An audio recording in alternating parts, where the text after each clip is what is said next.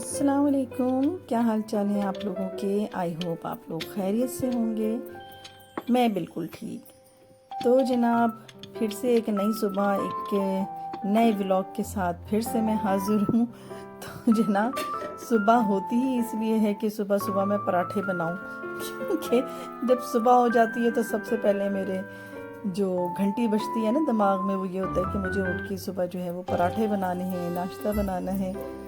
तो बस जनाब सीधे उठ कर मैं किचन में आ जाती हूँ और पराठे ही बनाने लग जाती हूँ। लोग ये समझते होंगे कि ये रोज़ाना ही पराठे खाती हैं, पराठे खा खा के जो है ना वो भी पराठा बन चुकी होंगी। तो बात ये है कि मैंने भी कहीं पे सुन रखा है कि भाई सुबह का नाश्ता जो है वो बादशाहों की तरह करना चाहिए। तो जिस दिन से मैंने ये सुना उस दिन से मैंने अपने आप को बिल्कुल बादशाहों वाली ट्रीटमेंट देना शुरू कर दी। उससे पहले से मैं जो हूँ ना वो बहुत नाश्ते की चोर थी, मैं नहीं किया करती थी रियली।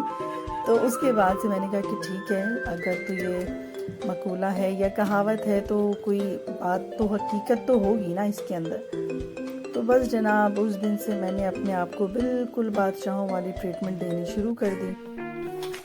तो मैं फिर पराठे भी बना लेती हूँ, बहुत छोटा सा टुकना सा पराठा बना लेती हूँ, और साथ में सालन है या अंडे फ्राई कर लिया, बटर ले लेती हूँ, जैम है, कभी फ्रेश क्रीम है। तो इस तरह से मैं अपने आप को ट्रीट करने लग गई हूँ।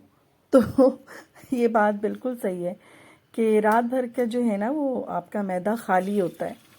तो हम ये देखते हैं कि सुबह सुबह उठ के सिर्फ एक कप चाय ले ली है, या हमने एक डबल रोटी एक स्लाइस ले लिया है। तो ये चीज़ें जो है ना वाकई फिर बड़ा ही नुकसान करती हैं ना आगे जाकर। तो इसीलिए जब रात भर का मैदा इतना खाली है तो सुबह आपको अच्छी तरीके से जो है ना नाश्ता कर लें। बेशक उसके बाद जो है दोपहर का खाना वगैरह स्किप कर लें, लेकिन नाश्ता जो है बहरहाल वो एक अच्छा सही होना चाहिए।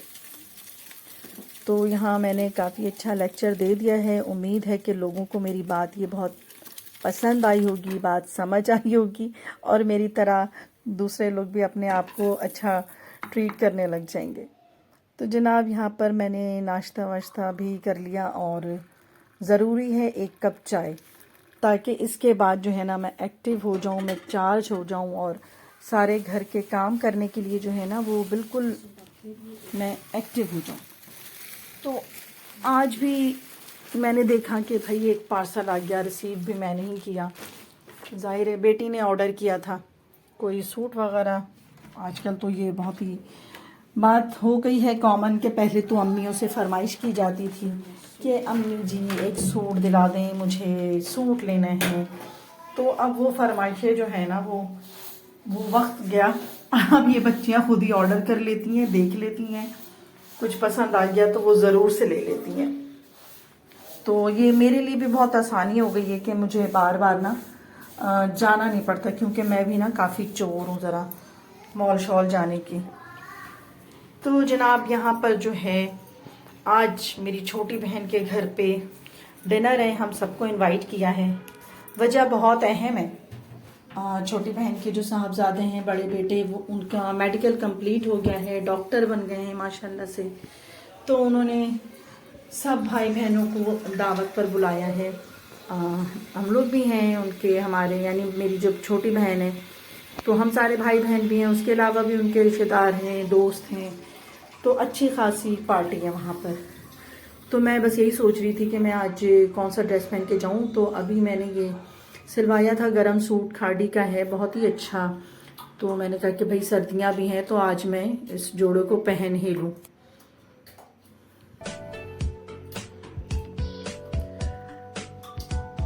हालांकि हम लोग शाम में ही निकले थे, लेकिन सर्दियों में शामें भी ऐसी हैं जैसे कोई आधी रात हो रही है। बहुत ही ज़्यादा अंधेरा हो रहा था और साफ ऐसा लग रहा है कि बिल्कुल आधी रात हो रही है। लेकिन इसके बावजूद भी ट्रैफिक भी इस कदर के एक जो मामूली सा रास्ता होता है ना कि अगर ट्रैफिक ना हो तो हम 15 मिनट में पहुंच जाए, तो हमें भी कोई 45 मिनट्स लगे। तो यहाँ पर हम पहुंच चुके हैं छोटी सिस्टर के घर अपने, और सबसे पहले गेस्ट हम ही लोग थे। तो मैं जो हूँ ना वक्त की बहुत पाबंद हूँ। अगर किसी ने कह दिया इतने बजे आना है तो मैं पूरी कोशिश करती हूँ कि मैं उसी टाइम पर पहुँचूँ। तो जैसे कि सिस्टर ने कहा था कि आ जाना 7-8 तक, तो बस मैं 8 से पहले ही पहुंच गई थी। अच्छा, मुझे लोगों का इंतज़ार करवाना नहीं अच्छा लगता कि अगर मैं कहीं जा रही हूँ और किसी ने मुझे बुलाया है बहुत प्यार से, बहुत अच्छे से, तो मैं क्यों ना जाऊँ वहाँ। अपने टाइम से ही पहुँचना चाहिए ना, कि मतलब ये तो नहीं है ना कि आप इतना सारा वक्त बर्बाद करके लेट पहुँच रहे हैं वहाँ किसी भी फंक्शन में। तो मेरी तो ये पूरी कोशिश होती है कि मैं जो हूँ बिल्कुल टाइम पर पहुँचूँ, किसी को इंतज़ार ना करवाऊँ। फिर अच्छा भी लगता है ना कि जब हम सब बैठेंगे और गपशप करने का भी फिर टाइम मिलता है। इतने लेट पहुँच कर क्या फ़ायदा कि आपके पास टाइम ही ना हो ना। तो मैंने, यही होता है ना, बच्चियों को इतना ज़्यादा मैं हौला देती हूँ ना, बस मुझे इतने बजे निकलना है, और जाने से तकरीबन मैं 1 घंटे पहले का टाइम दे देती हूँ बच्चों को। अगर मुझे निकलना है 7 बजे तो मैं लड़कियों से कहती हूँ हमें 6 बजे निकलना है। तो ये जो है ना अम्मियों की एक ट्रिक है। तो चूँकि मैं भी एक माँ हूँ तो मैं भी ये ट्रिक आजमाती हूँ, और हमेशा 1 घंटे पहले का इन लोगों को जो है ना डेडलाइन दे देती हूँ कि आज जो है ना बस हमें इतने बजे निकलना है हर हाल में। तो लड़कियां तो फिर लड़कियां हैं, वो भी अपना पूरा टाइम ले ही लेती हैं, लेकिन इससे फ़ायदा होता है कि हम बिल्कुल टाइम पर पहुंच जाते हैं। तो जनाब यहाँ पहुंच चुके थे, और हम लोग ही पहले आए हुए थे, लेकिन कुछ और भी गेस्ट आ चुके थे, जैसे कि छोटी बहन की देवरानी है, सास हैं, उनकी दोस्त हैं। तो ये लोग आ चुकी थी, और अभी हमें और इंतज़ार था लोगों का। तो अभी सब बैठ के जो है बस गपशप कर रहे थे। बहुत ही अच्छा माहौल था, बहुत मज़ा आ रहा था। इकट्ठे बैठ के बातचीत करने का तो मौका बहुत ही कम मिलता है। आजकल की जो ये तेज़ रफ्तार ज़िंदगी शुरू हो गई है, बात समझ नहीं आती है, जुमले हम भी कह देते हैं कि तेज़ रफ्तार ज़िंदगी है। तो कैसे ये रफ्तार तेज़ हो गई है ज़िंदगी की, नई बात समझ आती है। लेकिन जब भी मौका मिलता है तो ये बहुत अच्छा लगता है, मिलजुल कर बैठना, बातचीत करना, पुरानी यादों को ताज़ा करना। तो यहाँ पर तो बच्चों ने अपना संभाल लिया हुआ था जो उनको संभालना है, यानी कि मोबाइल हर बच्चे ने ले लिया था, और वो अपने गेम में मसरूफ़ थे, और हम लोग जो हैं वो अपनी कुछ कुछ बातचीत में मसरूफ़ थे। और इसके बाद हमने सोचा कि चलो अब हम जिस नेक मकसद के लिए आए हैं वो मकसद पूरा कर दें, यानी कि मुंह मीठा करा दें बच्चे का। तो यहाँ पर जो है ये रस्में भी ऐसा कहीं लिख कर नहीं आई हैं, बस खुशियाँ जिस तरह भी चाहें मना लें। खुशियों का क्या है, हमें जिस चीज़ से खुशी मिलती है वो करना चाहिए। तो यहाँ पर ये कोई ऐसे वो नहीं है कि बाकायदा से मुंह मीठा करना, बस हम लोगों ने ये सब कुछ किया, मिठाई लेकर बच्चे के मुंह मीठा करवा रहे हैं। तो इससे बहुत अच्छा लगता है, जिसने कामयाबी हासिल की है उसे भी बहुत अच्छा लगता है, उसे भी अपनी अहमियत का पता चलता है कि देखो। और सबसे बढ़ के ये कि माँ बाप को भी अप्रिशिएट करना चाहिए, क्योंकि इन सब बच्चों की जो कामयाबी है वो माँ बाप की दुआओं और मेहनतों का ही नतीजा है। माँ बाप दिन रात बच्चों के लिए मेहनत कर रहे होते हैं, बाप अपनी जगह मेहनत कर रहा है, और माँ तो बहुत ज़्यादा करती है। मेरा ख्याल है कि माँ जो है बच्चों की तरबियत के साथ तालीम पर भी पूरी तवज्जो दे रही होती है। बच्चों को पढ़ाई लिखाई में मदद भी माँ ही कर रही होती है घर में। ये तो होता है, क्योंकि मैंने भी अपने बच्चों को खुद ही घर में ही पढ़ाया है। तो सारी माँ ये करती हैं अमूमन। तो बस माँओं का काम जो है ना ये बहुत ज़्यादा होता है, डबल होता है। मैं तो ये कहती हूँ, तालीम दिलवा भी रही हैं, तरबियत भी कर रही हैं, घर भी संभाल रही हैं, लेकिन बाप का भी जो है ना बहुत बड़ा हाथ है, क्योंकि वालिद जो है ना वो इन बच्चों के लिए सब कुछ कर रहे होते हैं। घर से बाहर जाके ज़िंदगी की सख्ती और गर्मी बर्दाश्त कर रहे हैं, दुनिया की किसी भी तरीके से वो अपने बच्चों के लिए, अपनी फैमिली के लिए हर कुछ हासिल कर रहे होते हैं। तो यहाँ पर माँ बाप का जो है ना पहला हक होता है खुशियों पे कि हम पहले उन्हें मुबारकबाद दें, उनका मुंह मीठा कराएं। तो बस यहाँ पर यही हो रहा था, मुंह मीठा भी हो रहा था। और ये बहन दिखा रही थी जो मैंने उसको गिफ्ट दिया है। तो माँ का भी बड़ा हक होता है भाई। तो गिफ्ट देने से तो एज सच हम उसकी सारी चीज़ों का कंपनसेट नहीं कर सकते हैं जो उसने किया है, इतनी बड़ी चीज़ अपने बच्चों के लिए, उन्हें पाल पोस के बड़ा करना, उनकी तरबियत करना, उनकी तालीम, हर चीज़ का ख्याल रखना बहुत बड़ी बात है, बहुत बड़ी बात है। और बच्चों को इन चीज़ों को वाकई अप्रिशिएट करना चाहिए, मानना चाहिए, अपने वालिदैन की हमेशा इज़्ज़त और कदर करनी चाहिए और ये सोचना चाहिए कि आज वो जिस मुकाम पर भी हैं वो माँ बाप की बदौलत है।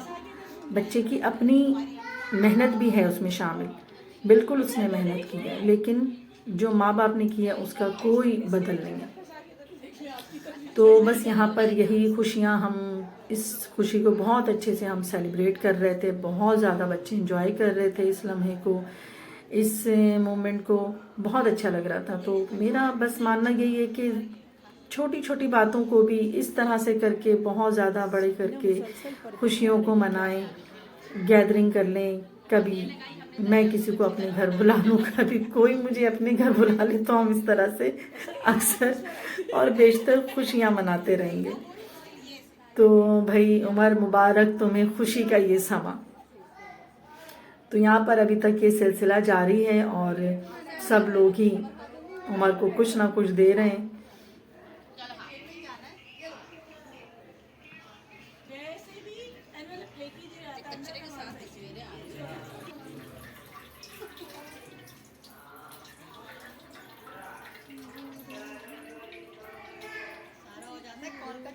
तो जनाब एक तरफ यहाँ बड़ों की महफिल जम गई थी, बच्चों ने जो है वो अपनी महफिल बनाई हुई थी जहाँ पर सिर्फ गेम्स ही गेम्स थे और ये बच्चियाँ और बच्चे टोलियों में बैठ चुके थे और अपनी अपनी गैदरिंग जमा ली थी।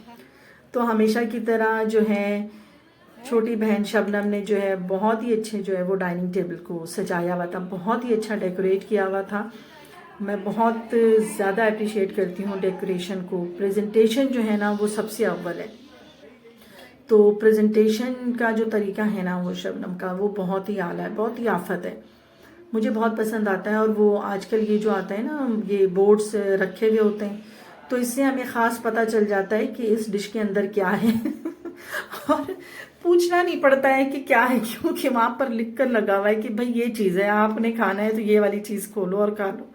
तो यहाँ पर ये चीज़ें, तो खाना भी बहुत ही ज़बरदस्त था। हलीम की एक्सपर्ट हैं तो शबनम ने हलीम बनाई हुई है और मुझे शबनम के हाथ की हलीम बहुत पसंद है। तो हलीम है, साथ में जो खाना है, मतलब पकवान से भी खाना मंगवा लिया था। तो होता क्या है कि जब घर में कोई फंक्शन वगैरह होते हैं ना, तो जो घर की खातून खाना जो होती हैं ना, वो सबसे ज़्यादा बिजी होती हैं, उनको एंजॉय करने का मौका बहुत ही कम मिलता है, क्योंकि सारे वक्त से तो वो बेचारी कुकिंग में लगी हुई होती हैं, तो ख़ुद को भी तैयार होने का मौका नहीं मिलता है। तो जिस टाइम हम लोग आए थे तो वो बेचारी अभी शावर ही ले रही थी और हम लोग आ चुके थे। तो कहानी घर घर की, और हर घर में आई थिंक यही होता है कि जो खातून खाना है वो दावत देने के बाद खुद सबसे ज़्यादा मसरूफ़ होती हैं और आखिर वक्त तक वही मसरूफ़ होती हैं। यानी जब तक मेहमान चले नहीं जाते उस वक्त तक बेचारी वो सर्व कर रही होती हैं, एंटरटेन कर रही होती हैं, उन्हें खिलाना पिलाना हर चीज़ करने के बाद जो है ना वो काफ़ी थक चुकी होती हैं। लेकिन ये भी है कि इतनी अच्छी मुलाकात भी उन्हीं की वजह से हुई है, इतना अच्छा मौका भी उन्हीं की वजह से मिला है और बहुत ही अच्छा लग रहा था। तो यहाँ पर अब बस खाने से आ जाए इंसाफ किया सब जा लोग, रहा आ था, जाए, क्योंकि खाना यहाँ पर कोई भी स्टार्ट। नाइंसाफ़ी नहीं करेगा। खाना अच्छा बहुत ही है। मज़े का, इसलिए सब खाने से इंसाफ कर रहे थे और खाने की जैसे ही इतना मिल गई है तो सब लोग जो हैं अपनी अपनी जगह छोड़ के डाइनिंग टेबल की तरफ अब आ चुके हैं। तो मैंने भी सबसे पहले जो है इंसाफ किया और मैंने हलीम ली है सबसे पहले, क्योंकि मुझे हलीम बहुत पसंद है। ख़ास तौर पे शबनम जो छोटी मेरी सिस्टर हैं, उनके हाथ की हलीम बहुत अच्छी लगती है मुझे भी और सबको भी। तो यहाँ पर हलीम के साथ साथ वो दीगर जो उसकी लवाजमात होती हैं, प्याज होती है, फ्राइड अनियन और धनिया, मिर्चें, अदरक, तो इन चीज़ों को मिला के ना ये और ज़्यादा मज़ेदार हो जाता है।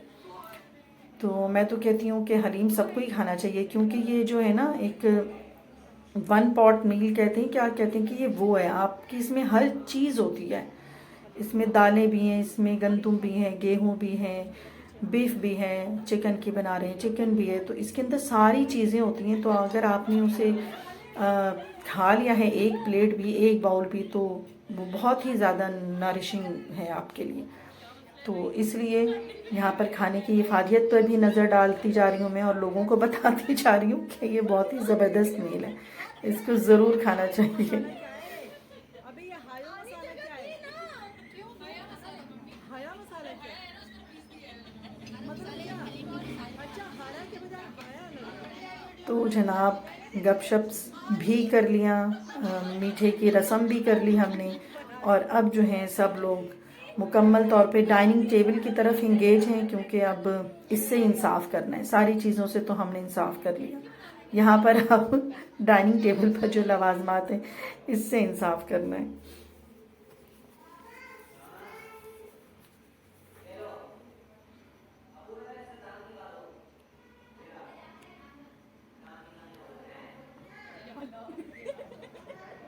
यहाँ पे लाइन लगी हुई है? हाँ, ऐसे ही देते हैं लाइन। इधर भी लाइन लगी हुई है? हाँ। यानी तो ये खाओ।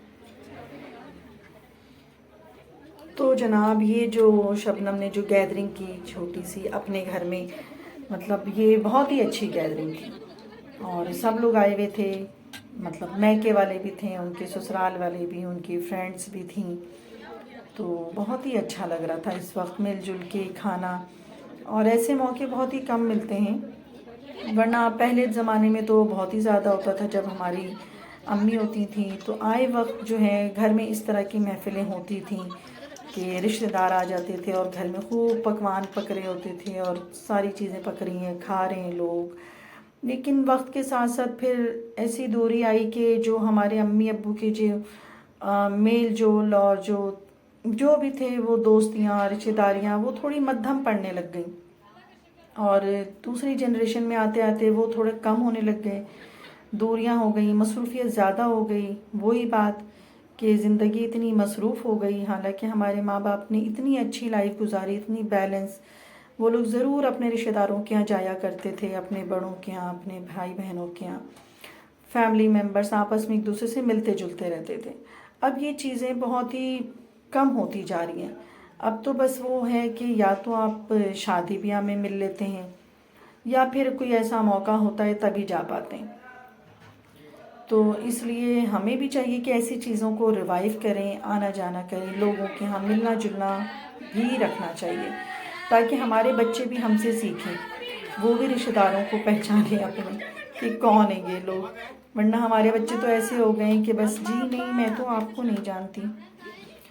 तो जनाब सारी रसूमात के बाद एक लास्ट रस्म रह गई थी, जो केक कटिंग सेरेमनी थी। तो ये भी एक मीठे की रस्म थी।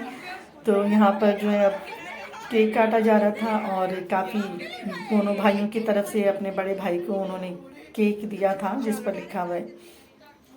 तो यहाँ पर बस केक काटने की रस्म थी, जिसको बहुत ज़्यादा एंजॉय किया, और सारे लोग जो हैं वो खूब बच्चों ने तालियां बजा बजा के जो है ना उमर को बहुत विश किया। तो यहाँ पर जो है ये भी ऐसा सच कोई रस्म नहीं है, लेकिन खुशियों की तो भाई कोई भी चीज़ ऐसी नहीं है जिसमें हम खुशी ना मनाएं। तो यहाँ भी हम इस बात को भी बहुत इंजॉय कर रहे थे। तो इस वक्त जो है मेरा बेटा नहीं था, जो कनाडा चला गया, तो सब उसे बहुत मिस कर रहे थे, और मैं भी बहुत मिस कर रही थी, क्योंकि वो बहुत ही हंगामा खेज़ बच्चा था मेरा, जो जहाँ होता था तो एक हंगामा ही होता था। तो उस वक्त उसकी वीडियो कॉल आ गई थी, तो वो भी कॉल पर हमारे साथ शामिल हो गया था। तो दूर जाने वालों को भी इस वक्त बहुत मिस कर रही थी मैं, कि जो दूर चले जाते हैं वाकई इन चीज़ों से महरूम हो जाते हैं, जो हम इस तरह से फैमिली गैदरिंग करते हैं। बाहर मुल्क में ऐसा इतना तो नहीं होता। लेकिन बस अब मैं अपना व्लॉग बंद करती हूँ, और इजाज़त दीजिएगा। पसंद आए तो ज़रूर लाइक कीजिएगा, शेयर कीजिएगा, सब्सक्राइब ज़रूर कीजिएगा, और अपनी दुआओं में मुझे और मेरी फैमिली को ज़रूर अपनी दुआओं में शामिल कीजिएगा। मेरा व्लॉग कैसा लगा